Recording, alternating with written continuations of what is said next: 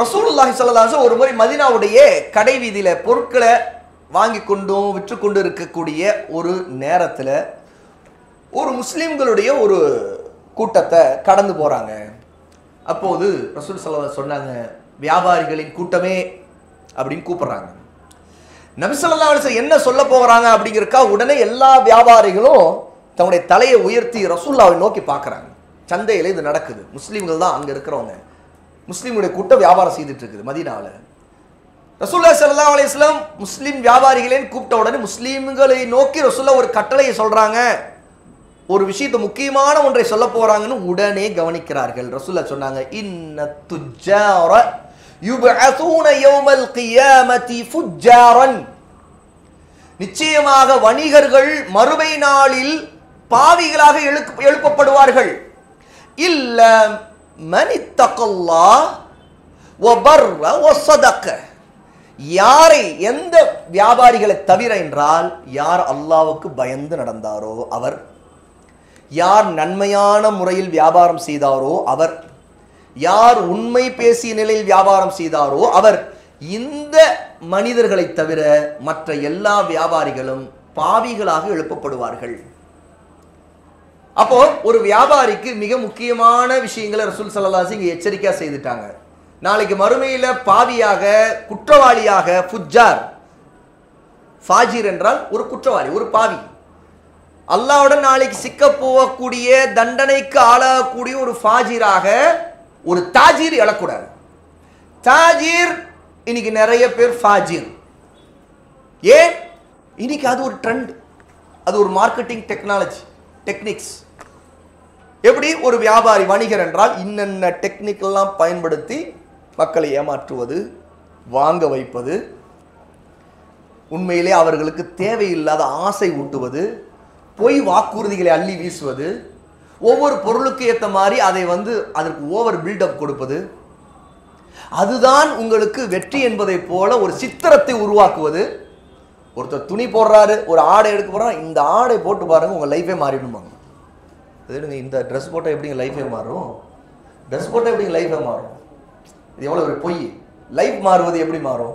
ஒருத்தருடைய அஹ்லாக் மாறுவது, அல்லாஹ்வுக்கு கீழ்ப்படிவது, ஹலாலான வாழ்க்கை வாழ்வது, நபியின் சுன்னாவை பின்பற்று, இதுதான் லைஃப் சேஞ்ச். இந்த ட்ரெஸ்ஸை போடுங்க, நீங்கள் லைஃபே மாறிடும், உங்கள் லைஃபே மாறிடும்.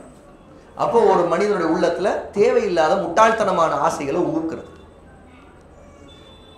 சில விஷயங்கள்ல சில மருந்து, அந்த மருந்தின் மீது ஓவர் நம்பிக்கை ஊட்டுறது, அந்த மருந்து உங்களை காப்பாத்திடும் நம்பிக்கை ஏற்படுத்துறது.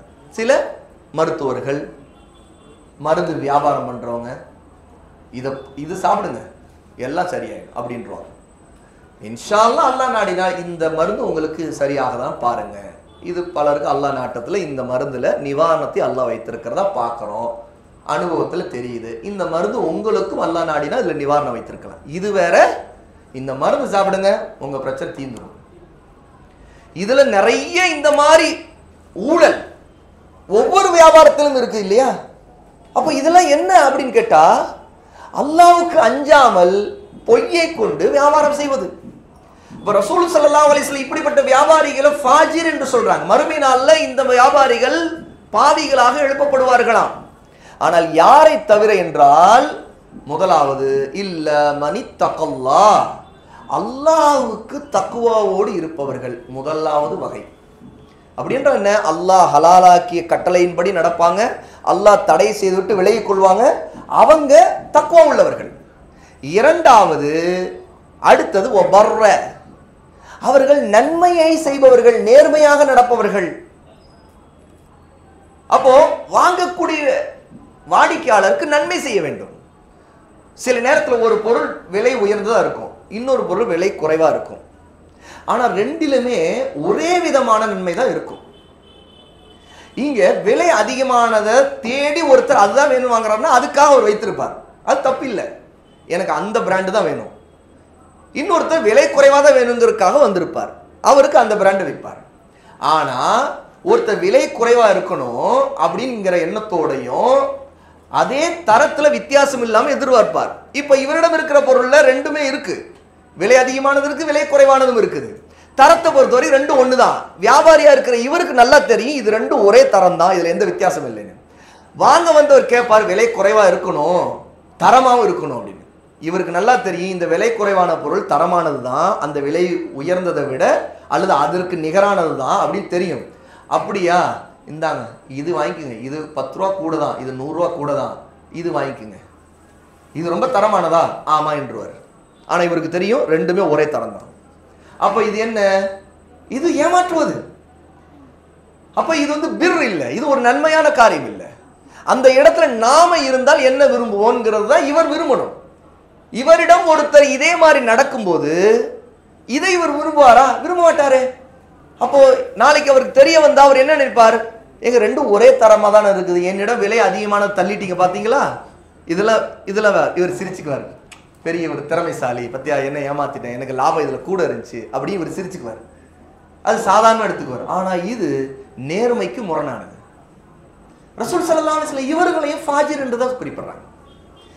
மூன்றாவது ஒசதக்க, உண்மையை வெளிப்படையா பேசுவது. வாங்குகிறாரோ இல்லையோ அவரை ஏமாற்றக்கூடாது, உண்மையை சொல்லிடணும். சில நேரத்தில் மறைக்க வேண்டும் என்பது, ஒருத்தர் தன்னுடைய அசல் விலையை மறைக்கிறது இயல்பு. ஏனென்றால் அது வந்து வாங்குறவருக்கு தெரியணும் கட்டாயம் இல்லை. ஏன்னா வாங்குறவருக்கு விற்கிற விலை தான் தெரியணும். அசல் விலை யாருக்கு தெரியணும்?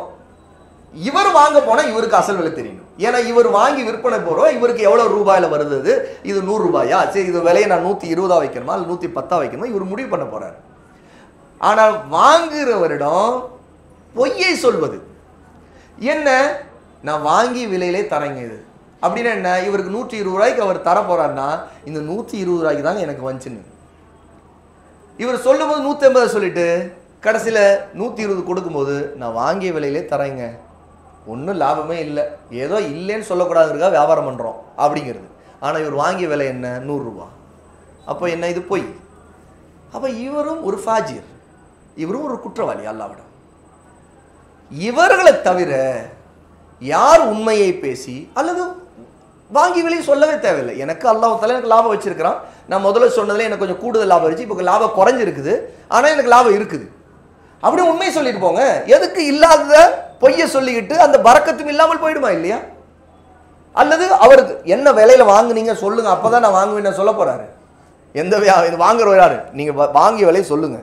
அவர் இன்ஸ்பெக்ஷனுக்கு வந்திருக்காரு இல்ல, அவர் பொருள் வாங்க போறாரு.